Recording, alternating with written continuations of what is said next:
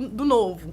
Então, a partir desse momento que as pessoas começam a se relacionar, e essa criança começa a ter vínculos, vamos falar da genitora e genitor, começa a ter vínculos com o novo namorado da mãe, esse homem, ele tem responsabilidade afetiva com essa criança ou não? Ela é única e exclusiva do genitor? Depende do caso. Por exemplo, chegou um caso recente no escritório, faz meses, por exemplo.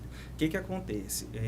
O genitor, o pai biológico, namorou com a mãe, né, tudo mais, teve o filho, só que se separaram.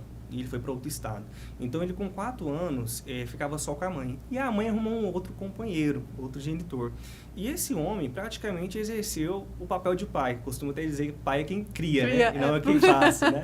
Então, um ditado muito comum. E eles criaram um vínculo muito bonito, porque tem participação em festa, escola. Então, foi uma relação de pai e filho de alma mesmo. Então, inclusive, ela me procurou. O pai, infelizmente, veio a falecer recentemente após contrair uma doença, né? Esse o genitor ou o sócio afetivo, no caso. Ele veio a falecer e procurou o nosso escritório justamente para ver se poderia ter o reconhecimento. E a lei permite isso. Porque a gente tinha várias provas que demonstravam que realmente havia uma sócio-afetividade. Inclusive, no direito de família, nós temos o princípio da afetividade, que leva muito em consideração. Ou seja, antigamente era muito tradicionalismo pensar que parentesco é só questão de sangue.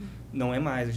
Nós vivemos uma era agora que a afetividade, ela se torna isso. E com relação a esse caso, nós estamos buscando, por exemplo, o reconhecimento dessa sócio-afetividade. Então, vai muito depender de cada caso. Por exemplo, se o pai assumir o papel de pai, por exemplo, e criar aquele amor, né, aquela paixão pelo filho, aquele cuidado, exercendo até mesmo mais que o pai biológico, não tem um porquê. A legislação prevê, o judiciário também tem julgados com relação a esse entendimento. Então, se tiver alguma pessoa passando por isso, pode acrescentar, por exemplo, o pai biológico na certidão, e né? colocar o pai socioafetivo, para que ele possa ter participação na herança, enfim, ter também o reconhecimento familiar do pai do socioafetivo e tudo mais. Tem casos contrários também que pessoas buscam o judiciário para exclusão do pai biológico, justamente por não ter afetividade, contato algum, de repente tem mais de anos que não se falam. Então, esse princípio da afetividade está em alta e justamente, respondendo a sua pergunta, tem como, por exemplo, colocar 2 pais, 2 mães, é muito comum, seja uma mãe biológica, mãe socioafetiva, a gente fala muito na figura do pai, mas da mãe da mesma forma, de repente foi uma mãe biológica, mas nunca foi presente, foi criado por outro.